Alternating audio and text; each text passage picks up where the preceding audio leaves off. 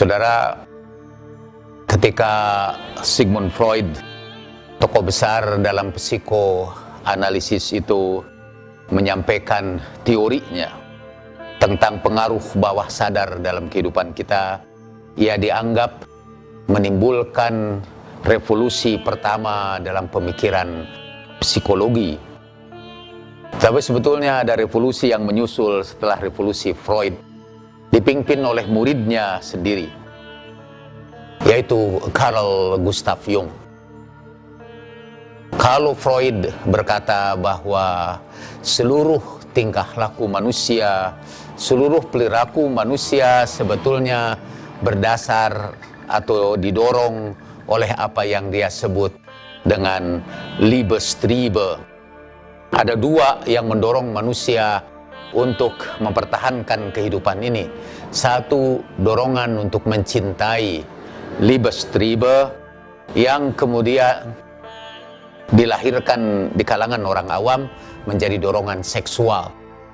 Biasanya kita bicara tentang Freud berkenaan dengan pengaruh dorongan seksual terhadap kehidupan manusia, bahwa banyak dari kehidupan manusia dikuasai atau dipengaruhi oleh dorongan-dorongan seksual yang tersimpan di alam bawah sadar. Muridnya kemudian dalam tanda petik murtad dari Sigmund Freud dan mengatakan bahwa di samping kekuasaan bawah sadar, kita memiliki apa yang dia sebut sebagai collective unconsciousness, bawah sadar yang bersifat kolektif. Dan bawah sadar itu juga sangat mempengaruhi kehidupan manusia. Bawah sadar kolektif itu diantaranya termasuk di dalamnya adalah hubungan kita dengan hal-hal yang bersifat spiritual.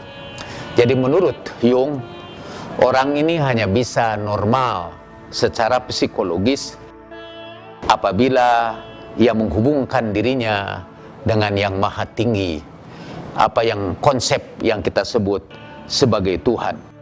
Saya akan kutipkan beberapa ucapan Carl Gustav Jung. Kata Jung, kebanyakan dari pasien-pasienku, karena ia kemudian membuka praktek di Wina dan mengobati orang-orang yang mengalami gangguan jiwa, dia menemukan ada dua perbedaan antara para pasien dia yang usianya separuh ke bawah, separuh baya ke bawah, dan separuh baya ke atas. Gangguan kejiwaannya berbeda. Separuh baya ke bawah mengalami gangguan jiwa karena tidak sempat memenuhi kebutuhan pokoknya. Misal kebutuhan akan penghargaan, kebutuhan akan kekayaan, kebutuhan akan pekerjaan tetap. Kebutuhan-kebutuhan itu yang umumnya bersifat fisikal menyebabkan mereka mengalami gangguan jiwa. Tetapi separuh baya ke atas, half age ke atas, ia temukan bahwa mereka mengalami gangguan jiwa karena mengalami krisis spiritual. Misalnya karena ia sudah tidak mempercayai agama lagi, karena ia sudah tidak lagi merasakan kehangatan dalam kehidupan beragamanya. Dan kebetulan kebanyakan pasien dia berasal dari kelompok setengah baya ke atas. Dan dia mengatakan, saya kutip ini dari salah satu bukunya yang terjemahkan ke dalam bahasa Inggris, "The majority of my patient consisted not of believers, but of those who had lost their faith." Kebanyakan pasien saya terdiri bukan dari kaum yang beriman, tapi mereka yang sudah kehilangan kepercayaannya. Saya akan kutip lagi satu lagi dari Modern Man in Search of a Soul, orang modern dalam pencarian jiwanya.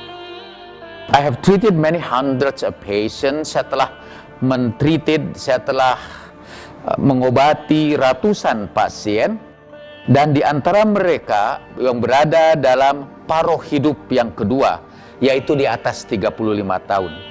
Tidak ada satupun masalah yang mereka hadapi kecuali karena mereka kehilangan pandangan keagamaannya. Karena itu cukup amanlah untuk saya katakan bahwa mereka itu jatuh sakit karena mereka telah kehilangan ruh dari agama yang hidup. Dan karena itu saya hanya bisa menyembuhkan mereka dengan mengembalikan kembali keyakinan beragamanya. Carl Gustav Jung adalah tokoh yang berpendapat bahwa manusia adalah makhluk beragama, homo religiosus, yang tidak bisa hidup normal tanpa menganut agama tertentu. Dan disinilah letaknya pentingnya kontribusi Jung untuk kemanusiaan.